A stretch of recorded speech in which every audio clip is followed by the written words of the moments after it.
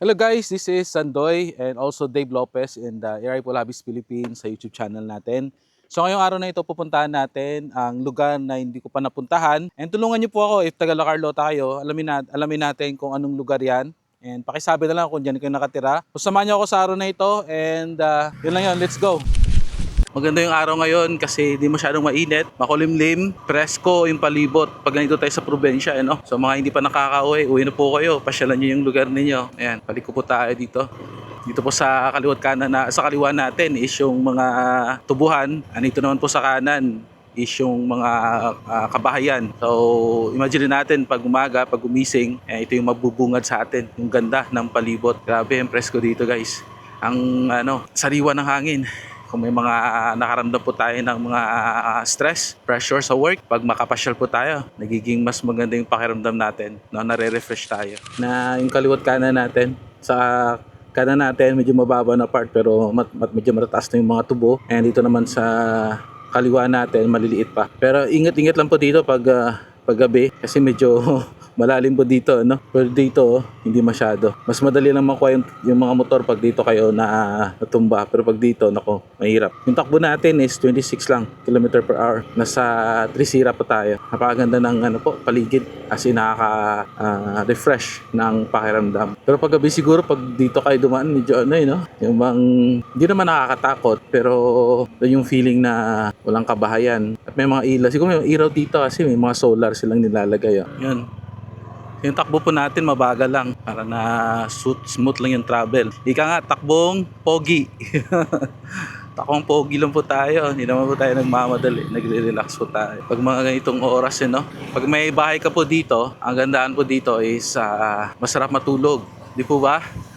Sa mga kapatid po natin, mga kaibigan po natin na nakatira malapit dito. Diba? Agree po ba kayo na pag may duyan or nakahiga sa papag, mas masarap matulog? Nakaka-relax. Dito po ay Remedios. Dito sa banda sa kanan is Balabag. Dito tayo sa Remedios. Pero after po nito, susutin natin o pupuntahan natin ang mga lugar na hindi ko pa alam.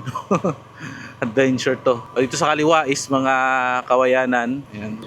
Dito na part. So, dahan-dahan lang po kasi sa tubo, hindi natin makikita kung ano yung nasa harap natin. Pero sa loob dyan, sa loob dyan guys, parang malawak na lugar, na may mga kabahayan din. Yan. So akala ko puro tubo pero makita ko pala may malapad na lugar sa loob. Tapos hindi madamo, yung parang ninilinisan. Merong landscape. Ayun. Mapapansin nyo po yung flow ng hangin. And then dito, meron ditong daan, Di ko rin alam kung saan papunta yan. Nakakaalam dito sa La Carlota, kay na lang, pakibanggit. And dito din banda, ibig sabihin may mga purok-purok din dito, yan, kaliwat kanan, May mga kabahayan sa loob. Ang lawak ng ng lugar dito na puro tubuhan. Tapos merong landscape dito na hindi tinamnan ng tubo. Siguro mga gulay ilalagay dyan. Malakas yung hangin guys, Yan, Papasok na po tayo dito sa may kakilala sa atin.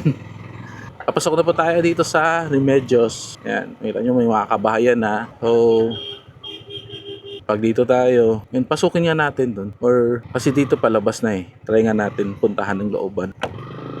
Okay, kumusta yung looban dito? Tagal na akong di nakakapasok dito. Ayan.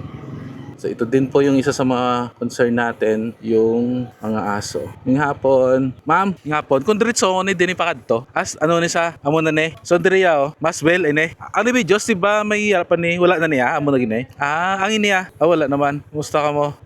Pas, mabalik lang ko. Thank you, Ged. Drink magis mas well. So sabi nila, din na part, wala na daw. Yung sa Tagalog. Papunta tayo ng Masville. Thank you, Ged. Hindi ka mag-asila. Shout out ka man, Nay. Makita nyo ni boss. Shout out. Sino shout out nyo? Shout out kay Gingging Lila. Tropa ta na si Gingging Lee. Eskwela mayo Alright. Kilala niya ako? Sino ko? Sino ko? Yos. Tamo na ya. Wala pa sa. Thank you. Alright, so nakipag-usap ako sa mga bata. Sabi sana kilala nyo ako. Sabi nila, si Sandoy. And then dito, teka, ano dito? Hindi ko nakita yun Hindi ka na ako guys. Instead na dito siya dumaan sa si Manong, dito siya dumaan sa kanan. Hindi ka na ako. Ngapon, try natin dito dumaan. Anong meron dito? Anong kapihan dito? Anong lugar to? Part ba to ng Remedios? Ngapon, try natin to para makakita. Dead end na din. Wala na rin Okay. So, dyan may pero dead end na. Akala ko mayroon pang semento. So talagang doon tayo dadaan. Ayos. Mag-ano tayo dito sa mga lokal. May ngapon. Wala pa. Basta nga balik Yun yung isa sa mga nakita namin guys pag nagbibigay kami ng mga bigas. May ngapon. Dre kumagyo mga lokal. May ngapon. So pag pag namimigay kami ng bigas, isa sa mga is pag dumadaan kami sa ila, wala kami diyan. Meron din dito pero I know dead end din ang labas niyan. So dito na tayo. Lakas ng hangin. Ganda dito guys kasi semento yung daan. Nagulat ako kanina, dito dumaan si Manong As in konting-konti na lang pero mabuti na lang kasi hindi naman baka siya yan. Manong, kumusta ka? Kasya yan Yan. Pero mabagal na naman yung takbo Kaso pwede magaskasan yung motor natin pwede tayong mabangga. Merong bahay dito Ang ganda. Nakapagpatayo siya dyan ng bahay May mga din dito na bahay pala. Magtanong-tanong tayo dito. Ngapon, amalagyan pa Masbel. Amo na sa. Ayun, tayo rin ka. Sila na. Shout out kay Sandoy kang rito Kalanta ka Wala pa. Ara sa upod ko. Kason makadala nagig ko. Thank you. Ayun. So, ito rough road na. Humingi siya ng sticker. So siguro isa din yun na gagawin ko. Bibili ako ng sticker, lagay ko sa para if ever na may hihingi dito na. May humingi sa atin ng sticker, may bibigay tayo. Meron dito kaliwat kanan. Ano yung tamang daan? Okay, dito ba or dito? Basta sabi niya diretso daw Tapos liko. Okay. Maganda nga pag hindi natin alam. Kasi alam ko lahat ng daanan mayroong lilikuan. Okay, so ito, mabato dito. Ayan. Pag nakasasakyan kayo, maganda pag maganda yung anong tawag doon? Yung bounce ba ng sasakyan. Pero pag motor okay lang. Ayan. Wala ka tao dito. Ayun. Merong tubig dito. Siguro may may mga tubong may sira. Okay. Yung ating motor ay hindi siya na-design sa mga ganito. Kasi siya, parang on road. Yan, hindi siya na-design sa mga lubak-lubak na daan. Yan. So may nakikita na ako doon sa okay. Dito na tayo sa anong lugar to guys, Pag andito tayo sa La Carlota, pakisabi naman kung anong lugar to. Yan. Magtanong-tanong, ito ba yung labasan? Ito. Tanong tayo. Bawasan mo na yung pagwa sa highway. Ariano na diya? Wala nangyari, Okay, thank you, Ged. Pagod ka rabaw ba? Okay. Sabi niya daw dito dadaan. Pag sa La Carlota kayo guys, anong tawag? Sa lugar na ngayon lang nadaanan natin. Yan, so meron dito maraming kaya mahalaga na tanong-tanong din Ganda na pag nakakita ako ng ganyan, natutuwa ako. Ito yung parang Bermuda grass ba yan? Nakakaano sa mata Tapos meron daan din dito. Pero yung tamang daan ito. Yan. Malakas yung hangin. Yan. Medyo may kalakasan yung hangin dito. Pero hindi na siya ganun ka mabato yung lupa. Meron din ditong daan sa kaliwa. Ganun din sa kanan. Pero kung yung motor natin off-road, pwede nating puntahan. Ganda ng lugar dito guys, Yan guys, nagpahinga tayo konti para maano naman natin, hindi naman puro motor lang. Para ma-appreciate naman natin yung lugar. Ayan, ganun din. Makalanghap tayo ng sariwang hangin ba? Kasi alam naman natin, if we are working, nagtatrabaho tayo araw-araw, 8 hours a day. Minsan nag-overtime pa. Yung katawan natin is babad na sa trabaho. Minsan, kaya pa ng isip natin, pero yung katawan natin sumusuko na. At hindi natin alam, the end of the day, makita lang natin marami tayong sakit. Sakit sa puso, sakit sa kidney, di ba? Iba't ibang sakit. Kaya mahalaga po na bigyan din natin ng panahon yung ating sarili na ma-enjoy at makapag-relax. Kasi babalikan natin bakit tayo nagtatrabaho, 'di ba? Nagtatrabaho tayo para mabigay natin yung needs ng katawan natin, pagkain, damit, bubong, 'di ba?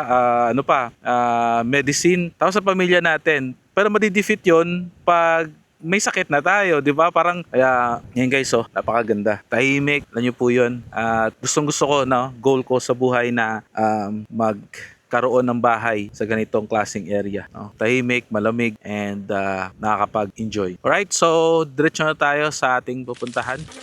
Guys, gusto ko ring sabihin, maraming salamat pala sa masugid namin taga-suporta dito sa Negros Occidental, yung mga Ilonggo na parating nanonood sa ating channel. Maraming salamat po talaga. Hindi po ako makakapagpatuloy na paggawa nito if hindi po sa support din ninyo. Papauwi na po tayo. Nga po, alam nyo na yung feeling magkaroon ng karabaw. Yung bang kasama mo sa trabaho. Ayan, nakita ko na guys yung highway. May kataasan yung natin, Ayan. Kayang-kaya naman ng motor. Yung ganito. Di ba? Tingin muna tayo. Baka, punahin natin. Ayun. Sa highway na tayo. Patakbo nga tayo ng mabilis dito. Yan. 51.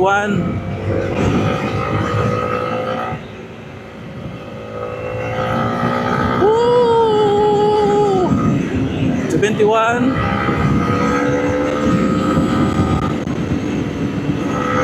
Yun yung gusto ko, yung hatak 29.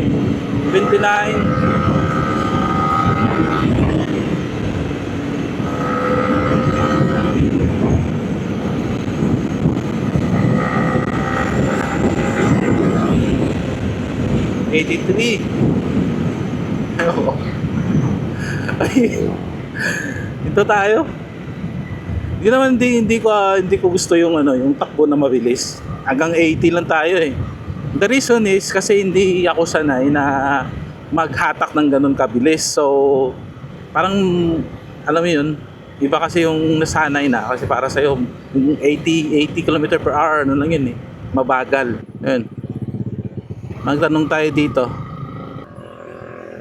Meno ma'am, meno. Ano ginatakap nila? Pundo ka mo. Let's ta. Ayun. Ma'am, ano yung takap nila? Pundo ako. Biro, tadi may tadi may ara, tadi kompleto ta, may lisensya man ta. Ay, gulundo sila diyo. Kita yung ma-diretso tayo kay kompleto ta. Ha? Sir, may ngapon. Sandoy gali mga buot natin ng mga polisan. Basta kompleto ka. Kompleto tayo, walang problema dun. Iba naka-stay lang dun Sabi ko, basta sinusunod natin yung batas. Wag tayong mangamba. And mababait naman sila. Ayun guys, peace out.